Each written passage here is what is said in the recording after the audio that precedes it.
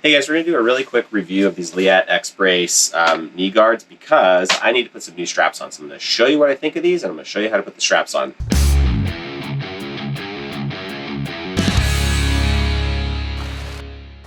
Protection goes a long way to avoiding the kinds of injuries that take you off the bike for a long time and set you way back. And so in order to not blow out a knee, I use these really expensive Leatt X-Brace knee guards, and these are the kind that got this like metal strap, I guess we'll call it, down the side, a brace. So these actually can't bend sideways like at all. So there's no way that you're gonna like step sideways and have your knee blow out sideways. The other thing that's really nice about these is this like knee pad part of it is actually raised maybe an inch or so, I don't know, half inch, something like that, off of your knee, which means that when you put a knee down, like you fall off to the side or something, you put a knee down, there's a bit of compression space in there that really helps to prevent injury. And of course, since it's hard plastic, you're not punching a rock through and blowing your kneecap or something awful. So I really like these.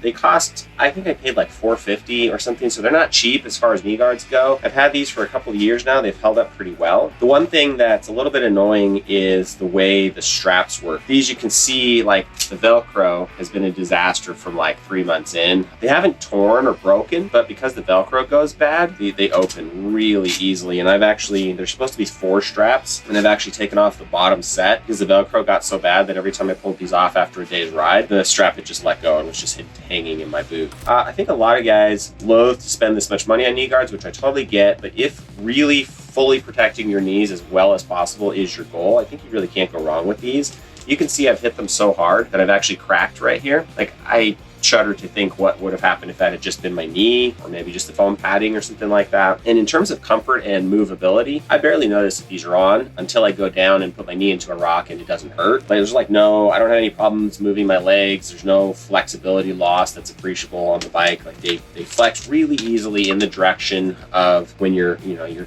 doing whoops or whatever. Like, it really hasn't been a problem. Step off the bike, push the bike up a hill, like all those things. I wear these every ride. So I really enjoy wearing these. I love the protection. I think they work out great. Let's see if we can put some new straps on them. So these are numbered. You can see these are the number 2 straps, and there's number 1s and 3s and 4s. If you're not wearing the Under Armour, this part will rub your leg raw.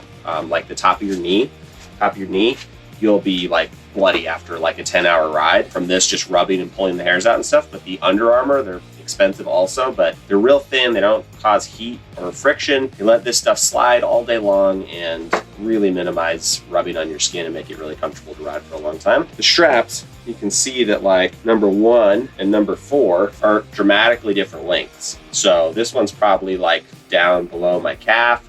This is probably up on my hamstrings. So the official way, I think, is 3, 2, 1, 4, because this will be right above your calf muscle. So it'll be smallest. Calf muscle's fairly large. This one's right above your knee, so it's not very big. And this is in your hamstrings, which is a larger. So the side with the number is the side that you take on and off all the time. It has like this little sort of handle you can grab. The other side's a little bit harder to get a hold of. It meshes in, and it's meant to stay in place, and it's also got the Velcro on top so you can like overlap. So you'll want this tabby part to be either on the inside or the outside, depending on where you want to pull all the straps. Think of like buckles on your boot as you go, right? If you look at this top part, this is to protect the outside of above your leg while you're riding, and this is shorter so it doesn't get in the way between your legs and like hit the bike and things. So that's how you can tell the size of them pretty easily. So this is the left one. If I want it to close and open on the left side, find strap 3, and I'm going to put it on like this. And for now, I'm just going to do it right there. 2 supposedly is next.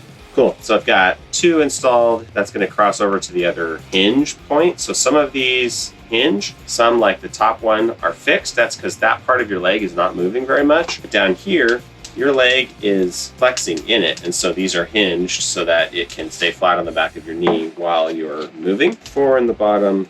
1, 3, 2, 1, and 4. And allow you to fit really nicely. You can put these pads that the straps come with under numbers 2 and 1. Those are right behind your knee, effectively, to make this more comfortable for your knee. I wear the Under Armour, like I was saying, the leggings, and I think that works much better than these. I wouldn't wear these directly against my skin. That's that. Before I let you go, check out our line of chin mounts for GoPros and other action cameras. They're custom fit to every helmet. We've got a ton of them. Link in the description. Like this video, subscribe, check out our podcast, and we'll see you next time. Thanks, guys.